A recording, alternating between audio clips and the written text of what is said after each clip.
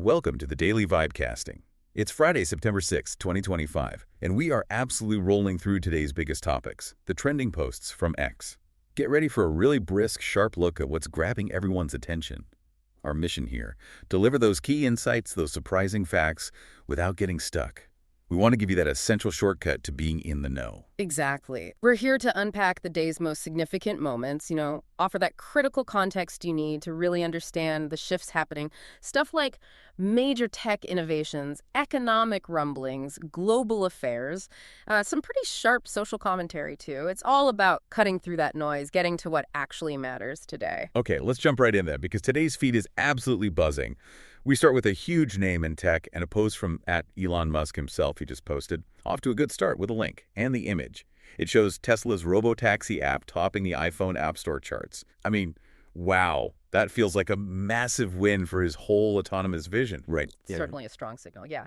Reflects really rapid adoption after Tesla just deployed, over 1,000 self-driving Model Ys for the city trials. But the key insight here, I think, is while that vision, the fully integrated autonomous future, the Tesla diner, all that, it's gaining serious traction and public interest. The actual real-world rollout, still kind of a mixed bag. Like, The Guardian reported some early glitches. It reminds you there are still significant technical hurdles, reliability challenges to overcome. Right, that tension. Bold vision versus the messy reality. We see that a lot in tech. And speaking of Musk and Tesla, oh boy, the financial world is absolutely lit up with another story. Speaks to sheer ambition, maybe. Yeah. Two posts on this. First from @Kubisa Letter. Breaking. Tesla at LA offers Elon Musk a pay package valued as much as $1 trillion. If fully realized, this would be the CEO largest pay package in history, with a link. And then almost immediately, Watcher Guru echoed it. Just in. Tesla's LA board proposes new $1 trillion pay package for CEO Elon Musk. Another link. $1 trillion. I mean, that number feels almost mythological. It's hard to even process. It is genuinely monumental. And the takeaway here isn't just the sticker shock, It's that this is a massive high-stakes gamble by Tesla's board. The whole package hinges on hitting these incredibly ambitious goals, like reaching an $8.5 trillion market value, huge robo-taxi expansion, stuff backed by, that McKinsey study on AI innovation from 23. And remember, this comes right after a Delaware judge threw out his previous $56 billion package back in February over governance issues. So this is like a re-engineered performance-based attempt. But yeah, it immediately raises questions. Shareholder dilution, Musk's focus being split across so many companies. It's a lot. A huge gamble indeed.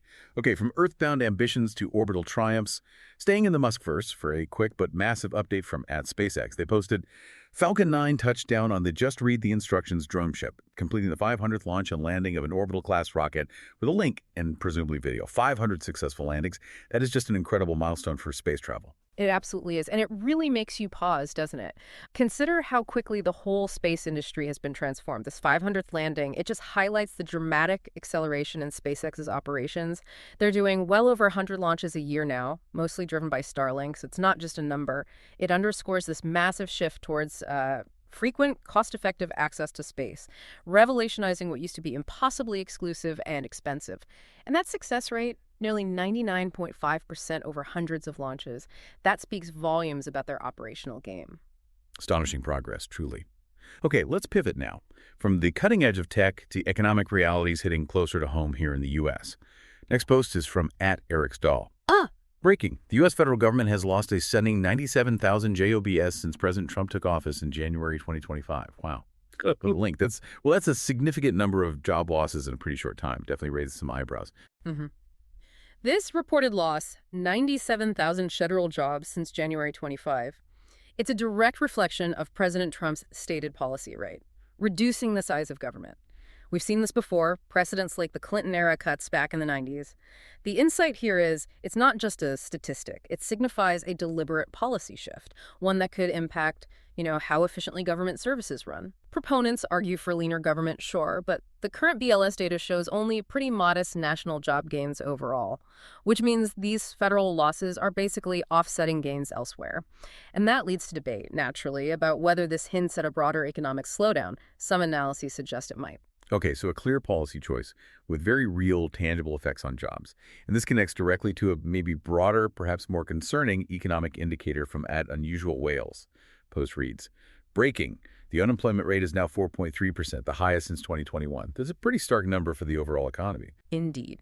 That rise to 4.3% in August 2025, highest since October 21. What's interesting is the potential policy connection. Reuters data suggests a possible link to President Trump's tariffs. They've reportedly caused quite a few manufacturing job losses just this year. It kind of challenges that narrative that tariffs automatically boost domestic jobs across the board. Right. There was actually a Federal Reserve study from Trump's first term that found tariffs correlated with a net loss of factory jobs, higher input costs, retaliation, that sort of thing. So yeah, we might be seeing a pattern where certain economic tools have, well, unintended side effects. That definitely adds a crucial layer to understanding these numbers. Okay. Next, a super quick, kind of cryptic financial post from @ZeroHedge. It just says 50 BPS. Short and sweet, but intriguing. For those not swimming in financial jargon, what's the significance here? Right. 50 BPs, that's finance shorthand for 50 basis points, or 0.5%, 0.5% change in interest rates.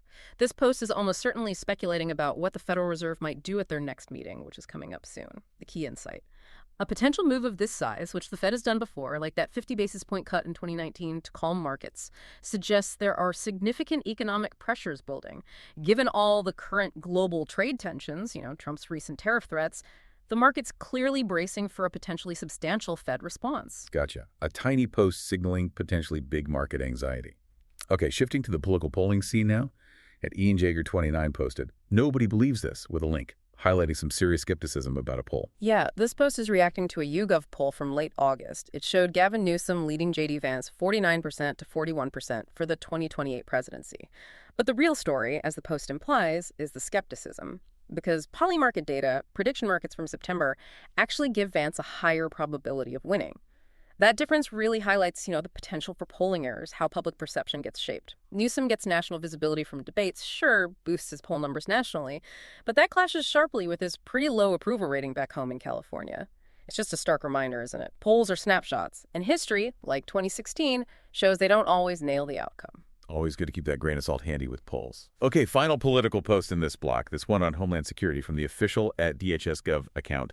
Some striking imagery here. They posted 2 image links, https.t.con zkbeg3ggeh.etihttps.cejtba2tps.govp.JAJLB, and the image mimics the Spectator's Trump's drug war cover. Right. That image, deliberately mimicking the Trump's drug war cover, it's being explicitly used to link to an ICE recruitment drive. And it comes right on the heels of some recent, pretty militarized drug enforcement actions, like that Navy missile strike on a Venezuelan drug boat just a few days ago. So the insight here is really about the strategic optics. Critics argue that militarized approaches often just increase violence without actually cutting the drug supply. But a 2023 Pew Research report found that 58% of Americans view immigration enforcement favorably. So this bold recruitment visual, it's clearly aimed to resonate with that segment of the public supporting strong border security measures. Powerful image, clear message. Yep. Okay, let's shift gears again. Global affairs now, some interesting international angles. Laura Loomer posted this. President Trump just posted this on Truth Social. He said, "We have lost India and Russia to the deepest, darkest China. May they have a long and prosperous future together," with a link. Definitely a very strong, sarcastic tone there from the former president. Yeah, that post refers to President Trump's reaction to a photo. It was from the Shanghai Cooperation Organization, the SCO summit in Tianjin, China, end of August. The photo showed the leaders of India, Russia, and China together, and that signals potentially a shift in global alliances. The SCO, just for context, it's a major political, economic, security group, largely seen as a counterweight to Western influence, especially in Eurasia. Trump's sarcasm, it reflects his frustration, especially given recent U.S. tensions with India over tariffs linked to India buying a lot more Russian oil lately. The core insight is really how these international meetups highlight a super complex geopolitical game board where, strategic autonomy like India's playing can lead to some unexpected realignments. Interesting. Commentary on a potential reshaping of global power dynamics. Okay, next, a really surprising cultural video out of Europe posted by @EndWokeness. It says, "You may find this hard to believe, but this is a real video of Paris," with a link. And yeah, that totally made me click. What's going on here? It's genuinely fascinating, isn't it? The video actually shows a Hindu Ganesh Chaturthi festival happening in Paris. You see participants breaking coconuts, which is a traditional ritual. It's definitely not the stereotypical image of Paris many hold. But it beautifully highlights the city's growing diversity, right? And how cultural practices from places like India are integrating into the Parisian landscape. There are spots like the Trimanika de Mayakar Alayam Temple in La Chapelle that are now hubs for these kinds of events. It just shows global migration leading to these vibrant multicultural scenes becoming, well, part of the city's normal rhythm. That's a wonderful picture. A reminder that cities are always evolving, living tapestries. Right. Okay, from cultural diversity to politics in the UK. At Libsoft, TikTok posted, this is the new Home Secretary for the UK who is in charge of immigration and policing, with a link focusing on UK governance. Right, so this post, while it touches on UK governance, it actually includes some claims about Muslim mayors that Reuters fact-checked as misleading a while back. The core insight, though, is about a real political shift. Shabana Mahmood's appointment as UK Home Secretary, that happened September 5th. Her role is huge, overseeing immigration policy, policing, big job. The Post notes her faith, but the wider context, like from the 2021 UK census, shows about 6.5% of the UK population is Muslim, and general employment rates are high. So that kind of counters any subtle implication the Post might be making about her appointment being, unusual or disproportionate. Got it. So a significant appointment, but maybe framed with some questionable context in that post. Okay, one last international snapshot, this one from Japan via @RealMelif. The post reads, an asylum seeker arrived in Japan and immediately caused trouble at the airport. He was deported the same day without ever setting foot outside. That's how you handle it, with a link. Highlighting very swift, decisive action. Yeah, this incident is just a really stark reflection of Japan's famously strict immigration policies and their incredibly rapid response systems. It's happening against that backdrop of Japan's historically low immigration rates and lots of recent public debate around the issue there. Japan's legal framework basically allows for super quick deportation for individuals with, say, drug convictions or those deemed lacking strong ties to the country. The key takeaway here is just Japan's unwavering, very firm approach to border security and managing asylum claims stands in pretty sharp contrast to how many other nations handle it. Uncompromising is definitely the word. Okay, moving into our final segment, trending discussions around public health, social accountability. Yeah. At the Chief Nerd posted. Dr. Drew gets into a 2 versus 1 debate over vaccine mandates and crushes it. Must watch so with a link. Sounds like a pretty passionate debate. It does. The video shows Dr. Drew Pinsky arguing pretty strongly against vaccine mandates. He emphasizes individual choice and also that critical point about vaccine manufacturers not having liability. The core insight, I think, is how this really reflects the evolving public conversation, the perception of vaccine policy in the U.S. right now. This debate is happening alongside actual policy shifts, right? Like the FDA restricting access to some COVID vaccines, those resignations at the CDC. And it taps into growing vaccine skepticism, which is fueled by figures like RFK Jr. and also studies, like from the Cochrane Library, that have questioned how effective some broad mandates really were for herd immunity. Yeah, it's clear that whole conversation around public health mandates is still very much alive and kicking. Okay, next, a viral video sparking some serious questions about public service. This is from @RightAngleNews. Breaking New Yorkers are calling for these 2 DEI NYPD officers to be fired after they refused to assist a man who had just been assaulted, telling him, it's not our area, call 911, to which the man incredulously responded, you are 911, with a video link. That interaction, I mean, it's just incredible to even hear described. It's truly astonishing, isn't it? The video apparently shows this exact scenario. An assaulted man reports to NYPD officers, and they reportedly dismiss him, saying it's not their area. This incident, it doesn't just highlight potential gaps in police procedures, but it really points to a deeper erosion of public trust. And if you zoom out a bit, it connects to broader policy debates, like AG Pam Bondi deciding to dismiss lawsuits against police departments over aptitude tests, or that New York Times report from July about the NYPD firing officers who failed psych exams. The key takeaway is this mounting scrutiny over officer suitability and that fundamental question. How effectively is law enforcement actually serving and protecting the public? A really troubling interaction that just cuts right to the core of what public service should be. Okay, finally tonight, a politically charged but kind of humorous post from @IFendRetards. It says, can someone name this chess move, with a link to an image of a White House dinner? What's the move? right. The image shows a White House dinner, September 4th. President Trump hosted tech leaders Bill Gates, Mark Zuckerberg were there. What's immediately noticeable, though, is Elon Musk isn't there, even though he was apparently invited. Reflects that very public rift between them. So the chess move quip, it's humorously suggesting some kind of strategic political maneuver by Trump.